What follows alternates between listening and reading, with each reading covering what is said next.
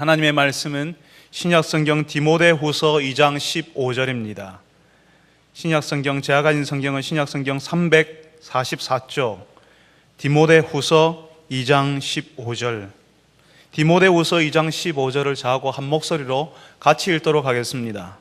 디모데후서 2장 15절 말씀 다 같이 시작.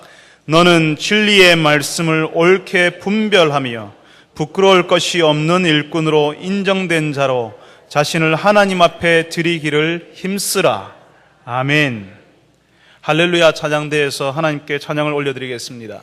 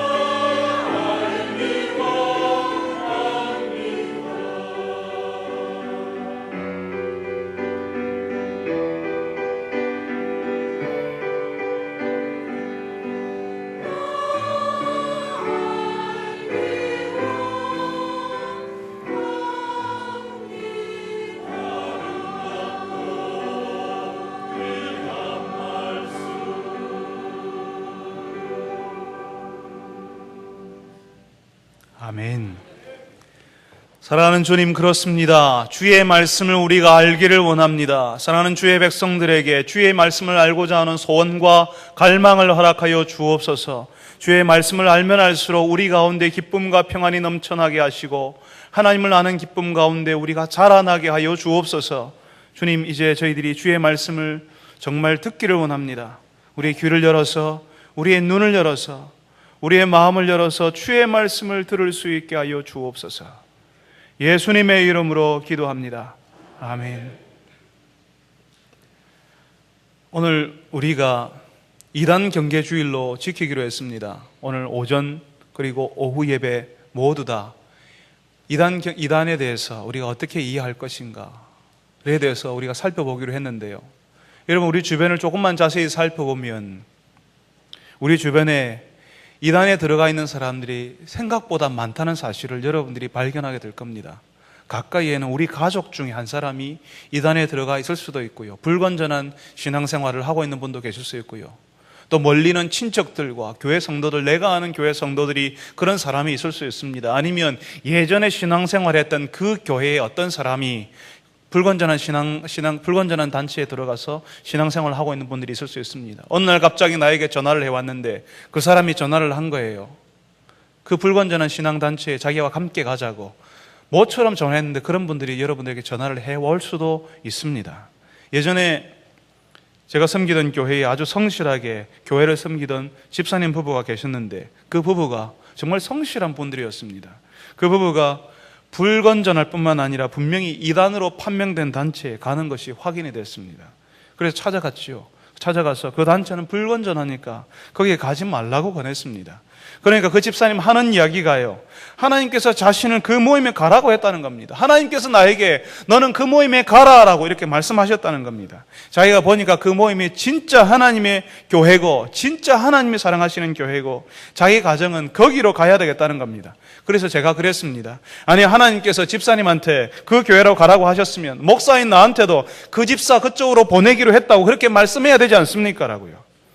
결국 그 집사님 가정은 그 모임으로 갔습니다.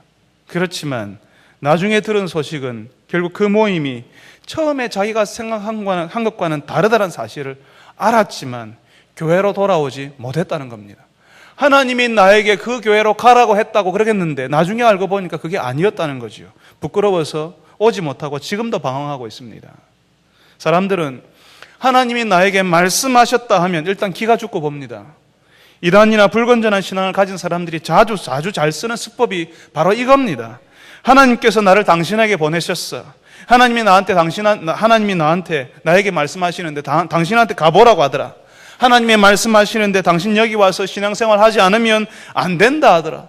당신 남편 신학교 가야지. 당신 가정이 잘 풀린다고 하더라. 우리는 보통 하나님께서 우리에게 직접 말씀하시는 음성을 못 듣잖아요.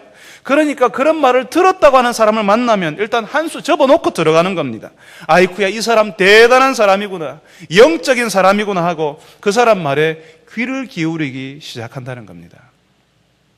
이 이단에 속한 사람들이 꼭 그렇게 이야기해요. 자기들 교회, 자기들 모임에 와야지만 구원받을 수 있다고. 기존 교회들, 기존 성도들은 다 죽었다고, 영적으로 죽었다고 이야기합니다. 그러면서 성경, 하나님의 말씀도요, 자기들만 해석할 수 있도록 하나님의 열쇠를 주셨다고, 그 비밀을 알려주셨다는 이런 식으로 이야기합니다. 그러니까 평소에 성경을 잘 모르는 성도들은요, 그런 이야기를 하면 훅 하고 넘어가 버리죠. 10년, 20년 신앙생활을 했고 교회에서 직분자로 섬기고 교사로 섬겨도요, 그런 이단들의 이야기에 잘 넘어가 버립니다. 그분들이 그러니까 그렇게 넘어가는 분들이요, 성경을 모르는 분들이 아니에요. 성경을 잘 아는 분들입니다. 그렇지만 그분들이, 성경을 잘 아는 분들이 그분들 중에는 성경을요, 1년에 한 번씩, 그렇게 성경을 1년에 1독씩 읽는 분도 분명히 계실 겁니다. 그런데 왜 넘어가요, 거기에? 하나님의 말씀을 매년 읽고 있고 하나님의 말씀을 가까이 하고 있는데도 왜 이단들이 말하는 거기에 넘어가냐는 겁니다. 제가 예전에 어떤 이단에서 빠져나온 사람을 이야기 들으니까요, 자기가 공부하는 그 신학원에 보통 기존 교회의 권사님, 장로님들이 그렇게 많이 들어와 있더랍니다. 그분들이요, 교회에서 교사로도 봉사했던 분들이거든요. 그런데 왜 이단의 이야기에 넘어가요? 그분들이 성경을 읽는 사람들이잖아요. 성경을 읽는데도 넘어가는 겁니다. 왜 그러냐 하면 하나님의 말씀을 어떻게 이해해야 하는지, 어떻게 읽어야 하는지, 다시 말하면 하나님의 말씀을 어떻게 해석해야 하는지를 들어본 적이 없거든요.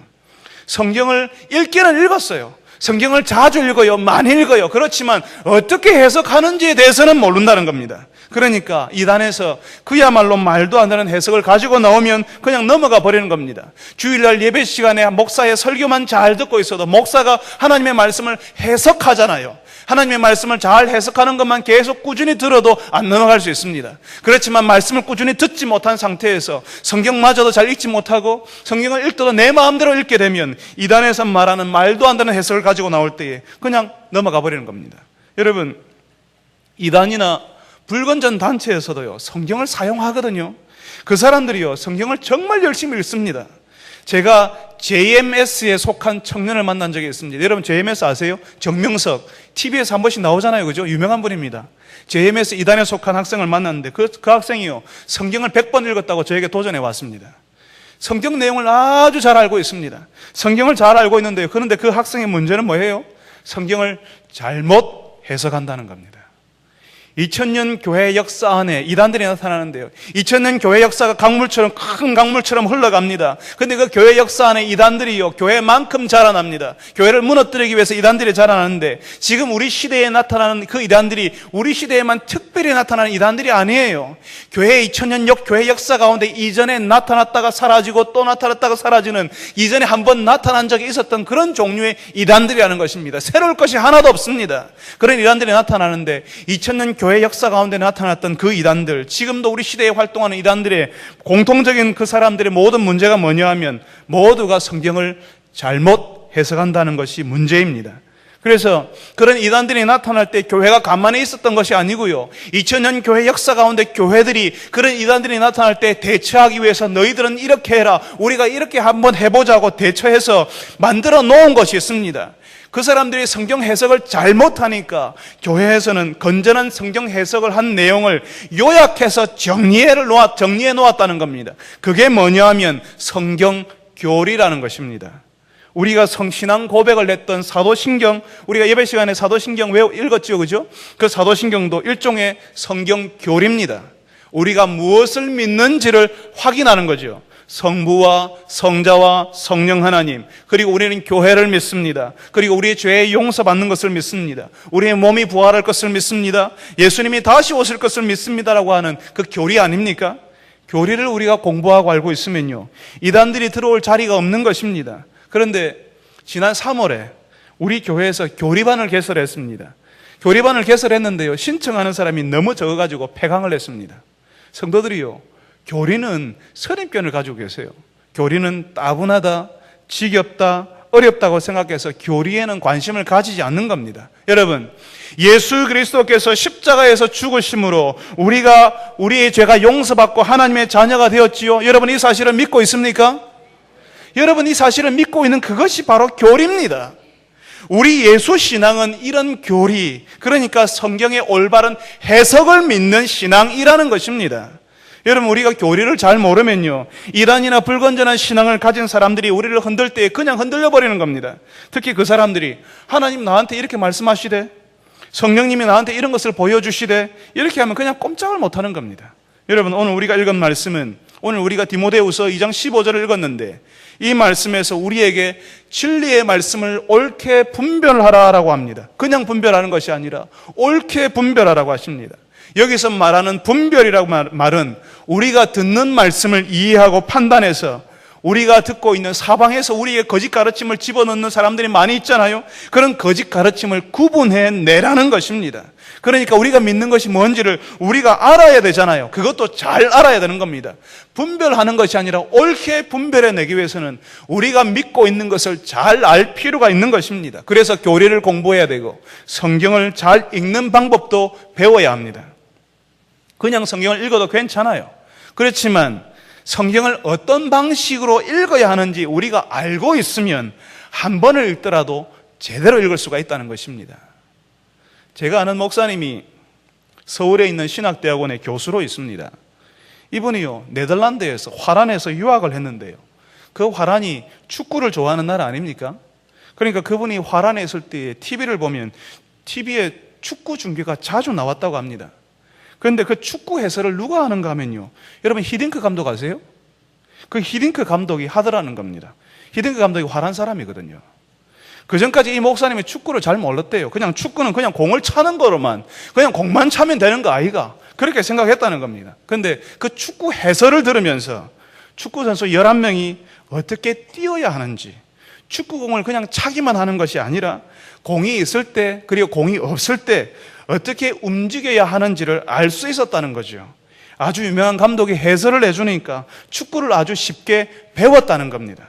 성도 여러분, 우리가 성경을 그냥 읽을 수 있어요. 성경 그냥 읽으면 되는 거 아이가? 그렇게 생각할 수 있습니다. 그렇지만 성경을 그냥 읽어도 되지만 성경을 공부한 전문가들, 그러니까 목회자의 해설을 들으면서 성경을 읽으면 그 성경을 좀 더 잘 이해할 수가 있는 것입니다. 우리 교회 목사님들이 신약 개론, 구약 개론, 또 우리 강사님들이 큐티반을 이렇게 운영하지 않습니까? 여러분 그 신약 개론, 구약 개론 들어본 분들의 이야기를 여러분 듣지 않았습니까? 신약개론 한번 들어봐라, 구약개론 한번 들어보라는 이야기 혹시 못 들으셨습니까? 신약개론, 구약개론을 듣게 되면 여러분들의 성경을 보는 눈이 달라지는 겁니다. 여러분 어떤 분이 그렇게 이야기하시대요. 목사님 신약개론, 구약개론을 듣고 나니까 설교가 들리기 시작합니다. 그렇게 이야기하대요. 설교의 한 구절이 내 마음을 파고드는 것이 아니라 설교 처음부터 끝까지 통으로 이해할 수가 있는 것입니다. 성경을 잘 이해하니까요. 성경을 보는 눈이 생기니까요. 설교가 뭡니까? 성경을 해설해 드리는 거잖아요. 하나님의 말씀을 해석해 드리는 거니까 성경을 이해하기 시작하니까 그 해설이 귀에 들리기 시작하더라는 겁니다. 사실 성경에는요, 흐름이 있습니다. 성경 전체를 뚫고 가는 큰 주제에 맥이 있는 겁니다. 여러분 성경을 보시면요, 이 성경의 이름이 성경 전서라고 되어 있을 겁니다. 이 성경이요, 66권의 책으로 이루어져 있습니다. 66권의 책이 여기 한 곳에 다 모아놨기 때문에, 전부 다 여기 있기 때문에 성경 전서라고 이야기합니다. 66권의 다른 책이, 66개의 다른 책이 한 이야기를 하기 때문에 놀랍다는 겁니다. 66권의 책이 한 곳에 묶여 있는데요, 창세기부터 요한계시록까지 뚫고 나가는 맥이 있다는 겁니다. 흐름이 있다는 것이죠. 주제가 있다는 겁니다. 그러니까 그 흐름, 그 주제, 그 맥을 알고 읽으면, 아, 하나님이 이런 이유 때문에 이렇게 하시는구나, 하나님께서 이런 이유로 교회를 세우시고 사람들을 부르셨구나 하는 것을 알게 되는 겁니다. 물론 신천지 같은 이단에서도요, 자기들이 성경을 가르친다고 해요. 자기들만 성경을 제대로 가르친다고, 성경을 제대로 푼다고 주장합니다. 그런데 그 사람들이 말하는 성경대로라는 것이 얼마나 황당한지 모릅니다. 성경을 해석할 때는요, 그 성경을 해석하는 방법이 있거든요. 그런데 그 이단들의 가르침은 그런 기본적인 성경 해석을 다 무시하고 자기들이 원하는 방식으로 성경을 해석한다는 겁니다. 자기들이 이 말하고 싶으면 이쪽에서 성경을 끄집어내고, 저 말을 하고 싶으면 저쪽에서 성경을 끄집어내는 방식으로 성경을 해석합니다. 자기에게 유리한 방식으로 성경을 푸는 거죠. 신천지나 이단들이 성경 해석이 어떤 식인가 하면요, 저는 예전에 이런 놀이를 하면서 놀았는데요, 예전에 아이들이 이런 말을 하면서 노는 거 혹시 이런 보셨는지 모르겠습니다. 이 일종의 말잇기 놀이입니다. 사과는 맛있어, 맛있는 건 바나나, 바나나는 길어, 긴 것은 기차, 기차는 빨라, 빠른 것은 비행기, 비행기는 높아, 높은 것은 백두산. 저만 이렇게 하고 놀았습니까? 여러분 그렇게 하고 혹시 여러분의 자녀들이 혹은 여러분도 이런 말장난을 하면서 놀지 않았습니까? 사과는 맛있어, 맛있는 건 바나나, 바나나는 길어, 긴 것은 기차, 기차는 빨라, 빠른 것은 비행기, 비행기는 높아, 높은 것은 백두산. 사과에서 백두산까지 그냥 연결이 돼요. 그렇지만 자세히 그 연결을 뜯어보면요, 말이 안 되는 거예요. 사과는 맛있어, 맛있는 것은 바나나, 그냥 연결됐죠. 바나나는 길어, 긴 것은 기차에서 하나하나 연결되는 것 비슷한 것 같지만 나중에 보면 거기를 따라가다 보면 나중에 어디까지 가 있어요? 백두산까지 가 있어요. 사과가 백두산하고 연결되는 겁니다. 이단이 가르치는 것이 이런 방식입니다.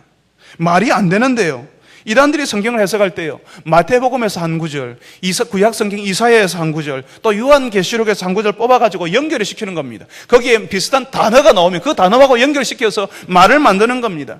사과에서 백두산이 어떻게 연결이 됩니까? 말이 안 되는 거거든요. 그런데 사과는 맛있어, 맛있는 건 바나나, 바나나는 길어, 긴 것은 기차, 기차는 빨라, 빠른 것은 비행기, 비행기는 높아, 높은 것은 백두산. 사과에서 백두산까지 가만히 거기서 듣고 있으면요, 연결이 돼버려요. 하면서까지 가는 겁니다. 그러니까 사람들이 뭐라고 이야기하냐면, 세상에 성경을 이렇게 통으로 잘 풀어주는 것은 처음이라고, 성경이 한눈에 쫙 꿰뚫어진다라고, 그런 식으로 사람들이 이야기하거든요. 모르는 분들이요, 그렇게 이야기합니다. 성경을 시원하게 잘 가르쳐 준다고, 잘 풀어준다고, 여기서 참으로 하나님의 말씀을 제대로 배웠다고, 이단에 빠진 사람들이 그런 식으로 이야기합니다. 신천지에서는요, 성경 말씀이 다 비유로 되어 있다고 이야기합니다. 사실 성경에 비유로 된 부분이 있기는 합니다만 다 비유로 된 건 아닙니다. 실제로 일어난 역사적인 사건을 가지고 성경에 기록된 부분이 훨씬 더 많습니다. 비유는 아주 조금밖에 없습니다.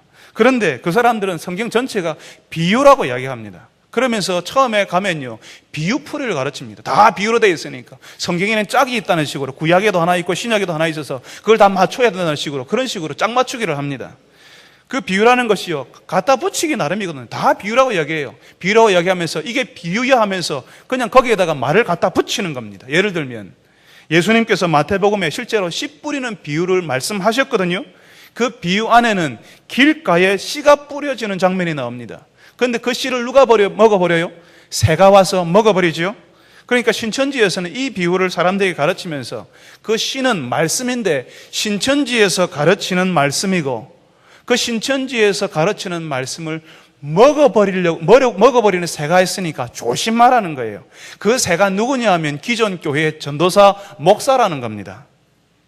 신천지에서 받은 은혜의 말씀을 잘 받았지요? 그 은혜의 말씀을 누가 먹어버려요? 새가 먹어버린다고 대답하면 그 은혜의 말씀을 잊어버리고 싶어요? 안 잊어버리고 싶어요? 라고 묻잖아요. 예, 아니요 라고 묻습니다. 잊어버리고 싶어요? 안 잊어버리고 싶어요? 물으면 어떻게 대답하겠습니까? 안 잊어버리고 싶어요. 그러면 그 새가 먹어버리니까 교회의 목사나 전도사에게 말을 해야 될까요? 말하지 말아야 될까요? 이야기하는 겁니다. 은혜의 말씀, 신천지에서 배운 말씀을 잊어버리지 않도록 하기 위해서 새가 와서 먹어버리니까, 목사, 전도사가 와서 빼앗아 버리니까 절대로 교회의 전도사나 목사에게 말하지 말라고 가르치는 겁니다. 신천지에서 말하는 입막음 교리입니다. 처음에 가면 그걸 가르칩니다. 여러분, 그 새가 와서 그 씨를 먹어버릴 거니까 신천지에서는 그렇게 말하지 말라고 그런 식으로 가르치는데, 성경을 이런 식으로 해석하면 안 되는 거거든요. 모든 것을 비유로 얘기하고, 그 새가 기존 교회에 지금 21세기에 교회의 목사나 전도사라고 성경에서 누가 그렇게 가르쳐줬습니까? 그런 식으로 연결을 시키는 겁니다. 성경을 이렇게 해석하면 안 됩니다. 우리가 있는 이 성경 말씀에는 그 말씀이 기록된 배경과 문맥이라는 것이 있습니다. 이걸 조금 어려운 말로요, 정황이라고 이야기하는데요, 성경을 읽을 때는 그 정황, 그 역사적인 배경, 사회적인 문화적인 배경, 그 문맥을 이해하면서 읽어줘야 한다는 겁니다.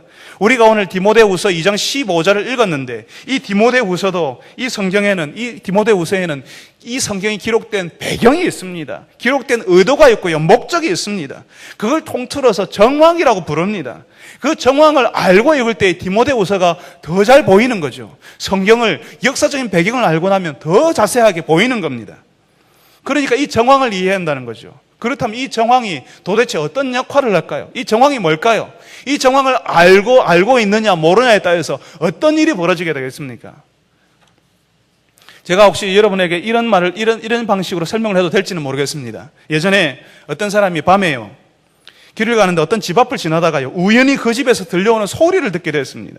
시어머니하고 며느리가 하는 대화였거든요. 시어머니가 며느리에게 이야기를 해서 이렇게 했습니다. 얘야, 먹을 게 하나도 없구나 하니까 며느리가요, 시어머니에게 이렇게 말하는 겁니다. 어머니, 그럼 정 그러시면 똥이라도 드세요. 이 집 앞을 지나는 사람이 너무 놀랐습니다. 이 집이 얼마나 가난하고 힘들었으면 먹을 게 없어서 똥을 먹는가 싶어가지고요, 안 되겠다, 도와줘야겠다 싶어가지고 그 집 문을 열고 다짜고짜 들어갔습니다. 그런데 들어가 보니까 방에서 시어머니하고 며느리가 화투놀이를 하고 있는 겁니다. 화투치면서 정 먹을 게 없으니까 똥이라도 드시라고 그렇게 말했던 겁니다. 경악스러운 이야기죠, 그죠? 일반적인 상황이라면 시어머니에게 똥을 드시라고 하는 그 며느리는 정말 말도 안 되는 겁니다. 그렇지만 지금 이 상황에서는 누구도 며느리를 향해서 나쁜 며느리라고 말하지 않는 겁니다. 오히려 치매 예방을 위해서 시어머니와 화투놀이를 해주는 그 며느리, 오히려 뭘 먹어야 될지 모르는 그 시어머니를 구해주는 착한 며느리 아닙니까? 며느리의 잘잘못을 그 상황, 그 정황 속에서 이해해야 하는 것처럼 하나님의 말씀도 그 구절에 상황이 있다는 거죠. 문맥이 있다는 겁니다. 배경이 있다는 겁니다. 형편이 있다는 거죠. 그걸 고려해서 따져봐야 한다는 겁니다. 이단들에게서 볼 수 있는 게요, 이단들의 공통적인 특징이요, 이런 정황을 완전히 무시한다는 겁니다. 그런 역사적인 형편이 있는데 그 역사적인 형편은 다 깔아뭉개버리는 거죠. 아무것도 없는 데서 시작하는 겁니다. 마치 하나님이 바로 우리에게 그냥 우리 머릿속에다 말씀을 심어주는 것처럼 그런 식으로 말씀을 이해합니다. 애초에 하나님의 말씀이 우리에게 주어질 때요, 이스라엘 공동체라고 하는 아주 구체적인 상황 속에서 주어졌습니다. 그러니까 하나님께서 이스라엘이라는 민족을 이용하셔서 우리에게 말씀하시는 거죠. 그 이스라엘 민족이 특별하고 대단하고 귀한, 우리하고 구별된 그런 민족 아닙니다. 다만 이스라엘 저 팔레스타인의 한 민족을 하나님께서 택하셔서 그 사람들, 그 상황을 이용하셔서 우리에게 말씀해 주시는 거죠. 그러니까 우리가 성경을 잘 해석하려고 하면 그 이스라엘의 언어와 문화를 잘 이해하고 있어야 하는 겁니다. 그러니까 우리가 성지순례 가서 거기 갈릴리 호수도 가보고, 갈릴리 호수에서 베드로가 어디서 물고기 잡았는지도 확인해보고, 거기서 나오는 물고기도 한번 튀겨서 먹어보기도 하고, 예수님 당시에 예루살렘 성벽도 우리가 가서 만져보고, 그 당시에 사용했던 물건들, 화폐들, 그런 것들 한번 살펴보는 겁니다. 직접 보는 겁니다. 그게 말씀을 이해하는 데 도움이 되기 때문에 그렇습니다. 꼭 성지순례 안 가도 괜찮아요. 우리가 성지순례 가지 않아도요, 우리 집에 그냥 조그만 성경 사전 한 권만 있어도 하나님의 말씀을 이해하는 데 도움을 받을 수가 있다는 겁니다. 신천지와 같은 이단의 특징은 바로 그런 문화적인 정황, 역사적인 정황은 전혀 고려하지 않는 성경 해석을 한다는 겁니다. 거기다가요, 신천지 이단들은요, 성경 원어를 정말 알지 못합니다. 다른 이단들도 비슷합니다.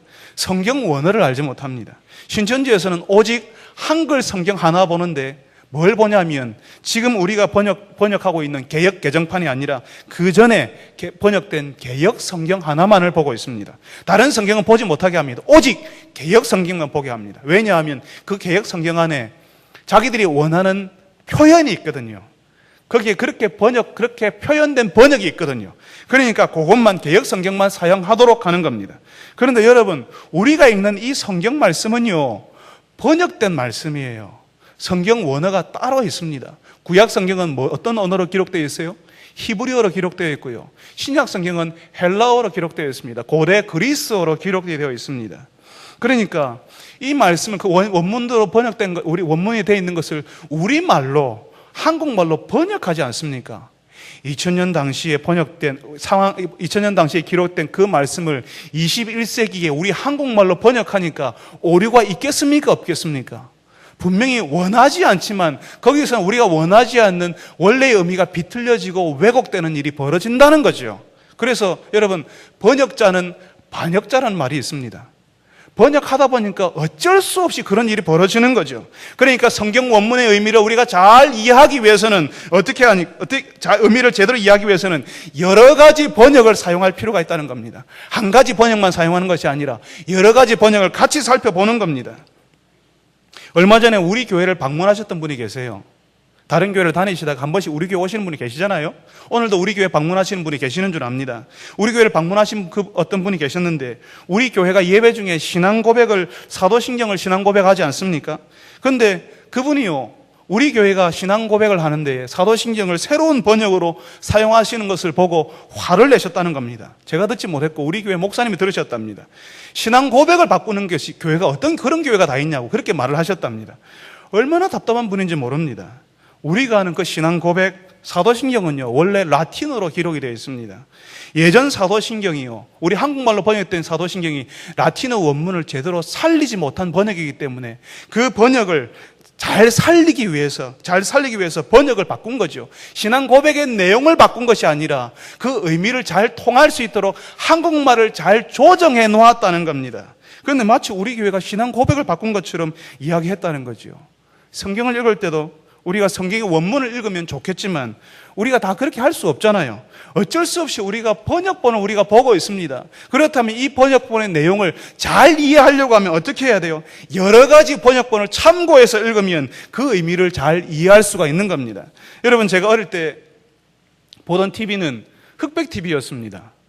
여러분 집에 혹시 지금도 흑백 TV 보시는 분 계십니까? 아마 아무도 없으실 겁니다. 고물상 하시는 분 아니라면 아무도 없을 겁니다. 고물상에서도 못 볼 겁니다, 아마. 커다란 덩치에 밑에 다리가 막 4개쯤 있고요. 큰 덩치에. 그때 화면을 브라운관이라고 이야기했는데요. 그 브라운관 안 볼 때는 문을 닫아서 잠글 수 있도록 그런 최첨단 장치가 달려있던 그런 TV도 있었습니다. 여러분, 요즘 흑백 TV 보라고 하면 여러분 보시겠습니까? 아무도 여러분 흑백 TV 안 볼 겁니다. 화면이 답답하다고 느끼실 겁니다. 요즘은 초고화질 평면 TV 나오지 않습니까? 초고화질 TV에는요, 얼굴에 점 있는 거, 잡티 있는 거 다 보입니다. 그래서 화장술이 발달하죠, 그죠? 메이크업을 해가지고 다 가려버리잖아요. 아무튼 그렇게 초고화질 TV에서는 얼굴에 있는 거 다 구현해냅니다. 다 보여줍니다. 근데 흑백 TV에서는요, 안 보입니다. 흑백 TV에서는 점이고 잡티고 보이지도 않습니다. 그냥 사람 얼굴 정도만 분간하지 그 사람들이 입고 있던 옷의 색깔, 배경이 무슨 색깔인지 표현이 안 되는 거죠. 여러분, 성경을 읽을 때요, 한글 번역 하나만 읽는 것은 흑백 TV를 보는 것과 같습니다. 물론 흑백 TV만 봐도요, 드라마 어떻게 돌아가는지 대사 들으면서 다 이해할 수 있죠. 지금 시어머니하고 며느리가 갈등하고 있다, 드라마가 이렇게 흘러간다, 다 이해할 수 있습니다. 그렇지만 컬러 TV로 보면 흑백 TV에서 보이지 않았던 것들이 보이기 시작합니다. 그러니까 한글 번역 하나만 아니라 현대인의 성경, 우리 한글 성경에는요, 한글 번역에는요, 우리가 지금 개역 개정판을 읽고 있는데 예전에 가지고 있던 개역 성경, 그리고 현대인의 성경, 새 번역, 이런 번역 성경들이 뭐 여러 가지가 있습니다. 그런 것들을 같이 구해가지고 같이 읽으면 마치 컬러 TV를 보는 것과 같은 것입니다. 만약 여러분들이 원어를 읽지 못해도요, 그 원어를 설명해 놓은 성경 사전을 참고한다든지 다른 성경 참고서 혹은 다른 성경 주석을 같이 참고해서 읽는다면 초고화질 TV를 보는 것과 마찬가지라는 겁니다. 흑백 TV를 볼 때는 도무지 보이지 않던 것들이 막 보이기 시작하는 겁니다. 만약 여러분들이 이런 방식으로 성경을 읽고 공부한다면요, 이단들이 말하는 것이 막 우습게 느껴지기 시작할 겁니다.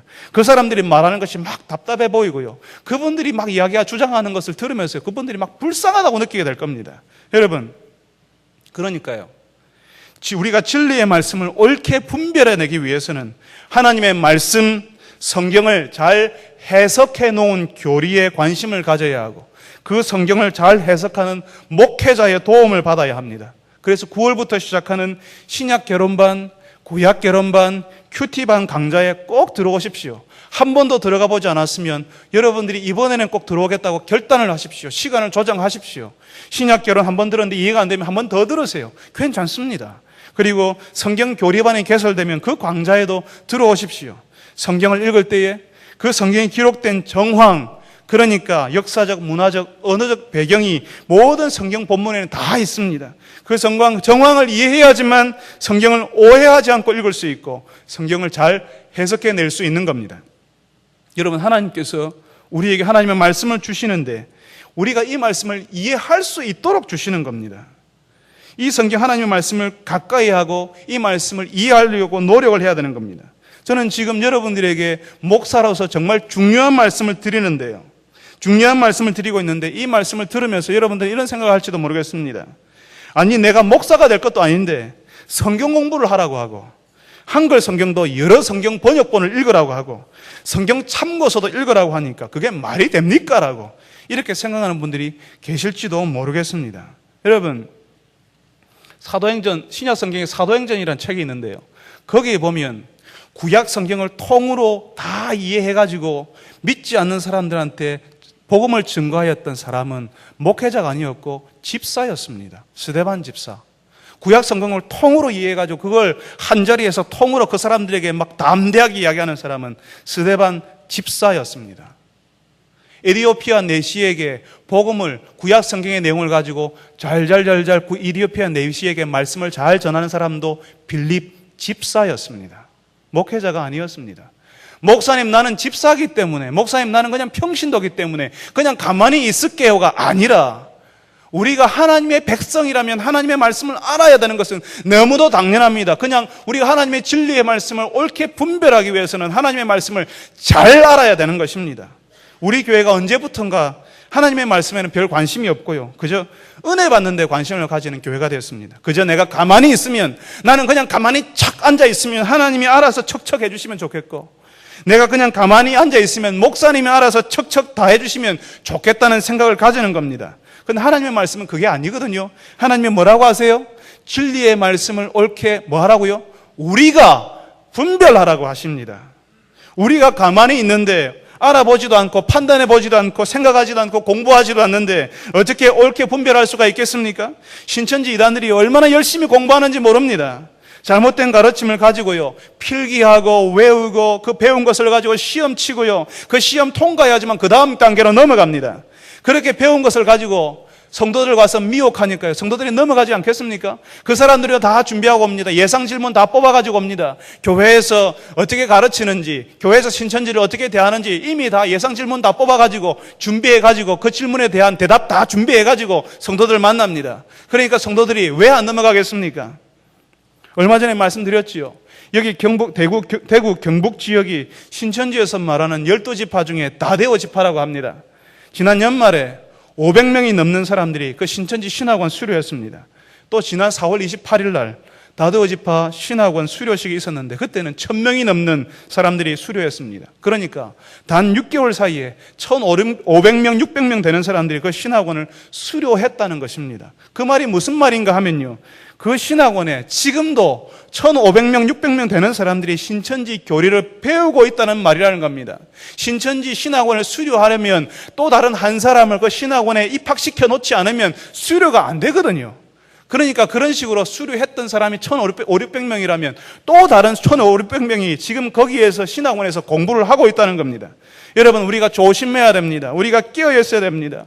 우리도 모르는 사이에 우리 자녀들이 지금 신천지에서 교육을 받고 있을 수도 있는 겁니다. 나는 열심히 신앙생활하고 있지만 우리의 자녀들은 내가 모르는 사이에 신천지의 접근 방식에 따라서 그 사람들이 한 사람씩 움직이지 않거든요. 6명, 7명씩 짝을 지어가지고 공동체로 움직입니다. 그러면서 이렇게 자신들이 전략을 세워가지고 믿는 사람들을 넘어뜨리려고 한다는 겁니다. 그렇게 우리 자녀들이 그렇게 넘어가서 지금도 신천지에서 공부하고 있는지도 모릅니다. 대구 경북 지방에 교회가 몇 개나 되겠습니까? 그런데 그 교회들 속에요, 신천지에서 교육받은 신천지 수료한 사람들, 지금 다대오 지파가 7,000명, 8,000명 된다고 이야기하는데 그 7, 8,000명 되는 사람들이, 또 심지어는 신학원에서 공부하는 1,500명 되는 사람들이 지금 대구 경북 지역 교회에 흩어져 있습니다. 그 수많은 교회들 가운데 그 7, 8,000명 되는 사람들이 다 흩어져서 들어와서 우리 가운데 들어와 있다는 생각을 우리가 해야 된다는 것입니다. 여러분, 신천지 같은 이단의 가르침이 성경 해석의 측면에는 정말 말도 안 되는 이야기잖아요. 사과는 맛있어, 맛있는 것은 바나나, 바나나는 길다, 긴 것은 기차, 기차는 뭐 이런 식으로, 이런 방식으로 성경을 연결시켰다고 말씀을 드렸잖아요. 그런데 성도들이요, 그 성경을 너무 모르시니까, 그 성경 하나님의 말씀에 대해서 확신이 없으니까요, 그냥 나는 가만히 있을 테니까 목사님이 공부하고 목사님이 좀 이야기해 주세요, 우리한테 은혜스러운 말씀 해주세요, 이렇게만 하고 있으니까 다른 대안들이 와서 우리를 이야기할 넘어뜨릴 때는 그냥 훅 넘어가 버리는 겁니다. 여러분, 최근에 다른 이단들은요, 예언 사역을 하는 사람들이 많이 등장하고 있습니다. 자기가 하나님의 말씀을 들었다는 거죠. 하나님의 음성을 들었다는 겁니다.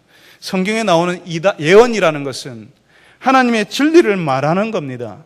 그 하나님의 진리가 예전에 일어난 일에 대한 해석이 될 수도 있고, 지금 일어나고 있는 하나님의 일에 대한 설명이 될 수도 있고, 또 앞으로 일어날 일에 대한 선포가 될 수도 있는 겁니다. 그 모든 일을 가리켜서 예언이라고 합니다. 지금으로 말하면 예언된 하나님의 말씀을 전하는 것이 바로 예언 사역이라고 말할 수 있습니다. 그런데 이 시대에 예언 사역을 하는 사람들은 마치 하나님이 직접 자기 귀에다 대고 말씀하시는 것처럼 그렇게 이야기합니다. 그리고 하나님의 말씀을 듣고 사람들이 가서 이야기하지요. 너는 신학교 가라. 너는 사모가 되라. 너는 주의 종이 되어야 되는데 그 길로 안 가가지고 네 아이가 아프고 집안에 우환이 생기고 사업이 안 된다라고 그런 식으로 이야기합니다. 이런 예언을 듣는 사람들이 어떻게 되겠습니까? 그 예언을 듣고 난 다음에 그 예언에 신경이 쓰여가지고 일을 못하는 거죠. 그 예언에 매여서 살게 됩니다. 내가 일이 안 되면 내가 신학교 안 가서 그러나, 내가 지금 일이 잘 안 되고 자녀에게 문제가 생기면 그 모임에 오라고 했는데 내가 안 가서 그렇나, 이런 생각이 드는 겁니다. 여러분, 하나님의 말씀 성경이 여기 있어요. 그런데 예언을 한다는 사람들이 여러분에 대해서 막 예언을 해주고 여러분한테 이렇게 해라 저렇게 해라 이렇게 이야기한다고 하면 여러분들이 어디에 더 관심을 가질 것 같습니까? 하나님의 말씀 성경에 더 관심을 가지고 성경을 더 자세히 들여다보겠습니까? 아니면 그 사람들의 이야기에 더 귀를 기울이겠습니까? 대부분의 사람들은 그렇게 예언을 한다고 할 때에 예언을 한다고 하는 그 사람들의 이야기에 더 많이 관심을 가지는 겁니다. 하나님의 말씀이 성경에 관심을 가지는 게 아니라 요즘 유행하고 있는 그 예언에 사람들이 더 많이 귀를 기울이는 겁니다. 당연히 예언을 듣고 싶어 합니다. 솔직히 말하면 예언을 궁금하게 생각하는 겁니다. 나한테 대해서 하나님이 뭐라고 하시대? 저 사람에 대해서는 뭐라고 하시는데? 우리 남편은 어떻게 된대요? 우리 아들은 앞으로 뭘 한대요? 자꾸 거기에 대해서 알고 싶고 더 캐고 싶고 더 그쪽으로 계속 들어가는 것을 볼 수가 있다는 것입니다. 하나님께서는 그런 예언을 하신 적도 없고 그런 예언을 우리에게 주시지도 않는다는 사실을 여러분 기억하십시오. 사람들을 조종하고 사람들을 한 손에 움켜쥐기 위해서 그런 예언을 하는 사람들을 조심해야 되는 겁니다. 신천지든 하나님의 교회든 최근에 일어나고 있는 큰 믿음 교회든 이런 방식으로 사람들에게 접근하고 이런 방식으로 사람들을 조종합니다. 하나님이 나한테 이렇게 말씀하셨다 할 때 우리는 그 앞에서 꼼짝 못합니다. 하나님이 말했다는데요.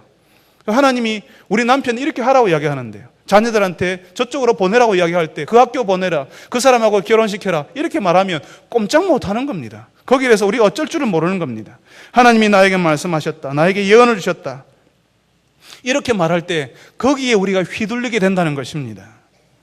물론 그 사람들은 그 예언을 하나님께로부터 받았다고 주장합니다. 그러면 그 예언이, 그 사람들이 말하는 예언이 하나님의 말씀인 이 성경, 하나님께서 말씀하셨잖아요. 이 성경의 내용과 일치하든지 비슷하기라도 해야 되지 않습니까? 그런데 그 사람들이 말하는 그 예언의 내용은 전혀 일치하지도 않고 비슷하지도 않습니다. 그런 이야기를 전하는 사람들이 주로 하는 이야기 중에 하나는 환상이나 꿈으로 지옥에 가봤다고 이야기하고 천국에 가봤다는 이야기를 많이 합니다. 천국에 가본 이야기를 계속 이야기하고요. 간증처럼 사람들의 테이프를 만들어서 또 인터넷에 올려서 사람들이 듣도록 이야기합니다. 그러니까 사람들이 호기심에 궁금해서 그 사람들의 이야기를 들어보고 이야 그렇구나 이렇게 이야기하지요. 그런 이야기를 들으면서 신앙생활 잘하면 너무너무 좋겠지만 신앙생활을 정상적으로 하는 것이 아니라 그런 이야기만 쫓아다니게 된다는 겁니다. 그거 하나님이 원하시는 방법이 아닙니다. 여러분, 그게 중요하다면요, 천국 갔다 온 이야기, 지옥 갔다 온 이야기가 그렇게 중요하다면 왜 하나님께서 예수님을 이 땅에 보내실 때 천국과 지옥 이야기를 왜 하나도 다 쏙 빼놓고 다른 이야기만 그렇게 실컷 하셨을까요? 그게 그렇게 중요한 이야기라면 예수님의 제자들은 왜 그런 이야기를 하지 않으십니까? 사도 바울은 왜 그런 이야기를 한마디로 하지 않습니까?